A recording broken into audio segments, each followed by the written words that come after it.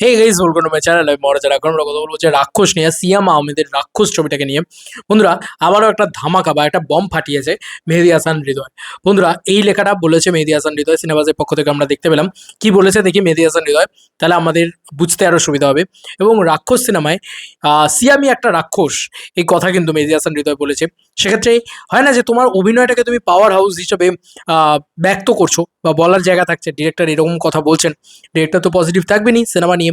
তবে আমরা অনেকগুলো জিনিস নিয়ে আলোচনা করবো, শুধু এটাকে নিয়ে নয়, রাক্ষসের সেন্সার নিয়েও আলোচনা করব। এই ভিডিওটা হবেই রাক্ষস নিয়ে। রাক্ষস হচ্ছে ভায়োলেন্সের বাপ। সিয়াম একটা রাক্ষস, সবকিছু একাই গিলে খেয়েছে। রাক্ষসের সিয়াম সবকিছু উড়াইয়া দিচ্ছে মেহেদী হাসান হৃদয়। এবার আমরা একটু ওনার স্টেটমেন্টটা পড়ি। বলছেন যে রাক্ষস হচ্ছে ভায়োলেন্সের বাপ, সিয়াম একটা রাক্ষস। সিয়াম সত্যি সত্যি একটা রাক্ষসে পরিণত হয়েছে, এটা একটা সত্যি কথা। আচ্ছা, তারপরে লেখা হয়েছে সবকিছু একাই গিলে খেয়েছে। রাক্ষসের সিয়াম সবকিছু উড়াইয়া দিছে। আর আমি ট্রেলারে তার কিছু ঝলক দিয়েছি। পুরো সিনেমা দেখার পর আরো অবাক হয়ে যাবে সবাই। ভাবতে পারছো? একটা এক্সট্রাঅর্ডিনারি লেখা লিখেছেন আর কি। হ্যাঁ, হেভি কিছু বলেছেন। ঠিক আছে, এবার চলে আসি সেন্সার বোর্ড নিয়ে কথায়। বন্ধুরা, সেন্সার বোর্ড থেকে রাক্ষস পেল মানে অ্যাডাল্ট রেটিং। আমার অবাক লাগছে যে আজকে রাক্ষস কিন্তু এটা পাচ্ছে বন্ধুরা। এটা কিন্তু মেগাস্টার শাকিব খানের বরবাদ সিনেমাটা পাইনি। পেলে হয়তো আমরা আরও কিছু পোর্শনস, আরও কিছু দৃশ্য দেখতে পেতাম, যেগুলো ব্লার করা হতো না, যে গালাগালিগুলো মিউট করা হতো না, তাই না? আমার তো তাই মনে হয়। যাই হোক, এটা খুবই ভালো সিদ্ধান্ত, এটা খুবই ভালো লাগছে যে সার্টিফাইড সিনেমা বেরোচ্ছে বাংলাদেশে। মূলত অনেকগুলো মানে বড় দুটো কমার্শিয়াল ছবি বেরোচ্ছে, প্রিন্স এবং রাক্ষস, দুটোই কিন্তু সার্টিফাইড হয়েছে। এবার যেটা বলা হচ্ছে, পরিচালক মেহেদী হাসান হৃদয় এক্স সিয়াম আহমেদ জুটি বহু প্রতীক্ষিত রাক্ষস সিনেমা সেন্সার সম্পন্ন হয়েছে। সিনেমাটি পেয়েছে রেটিং সার্টিফিকেট, অর্থাৎ শুধুমাত্র প্রাপ্তবয়স্ক দর্শকদের জন্য। রান টাইম হয়েছে 2 ঘন্টা 21 মিনিট 21 সেকেন্ড। রাক্ষস, গোলাপ, লাভ, কোপ শুরু। তো এবার আমার কিছু কথা বলার আছে। 2 ঘন্টা 21 মিনিটটা কিন্তু একটা কমার্শিয়াল গ্যাংস্টার ড্রামা বলো বা একদম আউট অ্যান্ড আউট কমার্শিয়াল ছবির জন্য, একদম বাংলা বাংলা সো কল্ড, আবার বলছি, সো কল্ড বাংলা ছবির জন্য একদম পারফেক্ট রান টাইম।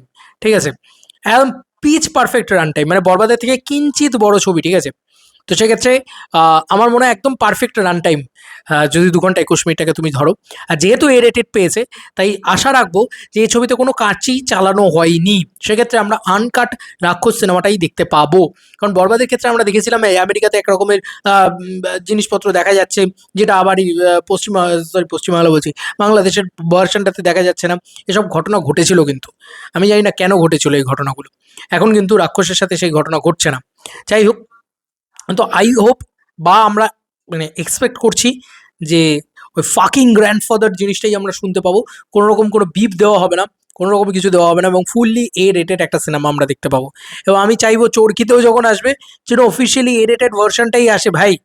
ওটা ওটিটি প্ল্যাটফর্ম, টাকা দিয়ে টিকিট কেটে দেখবো ওখানে ভাই। সেখানে যেন ওই কেটে দেওয়া, এখান থেকে ছেটে দেওয়া, ওখান থেকে ওই করে দেওয়া, ওখানে বিপ লাগিয়ে দেওয়া, এসব যেন না করা হয়। ঠিক আছে, আমি এটুকুই চাইবো। কারণ চরকিতে মানে চরকিতেই আসবে আই হোপ।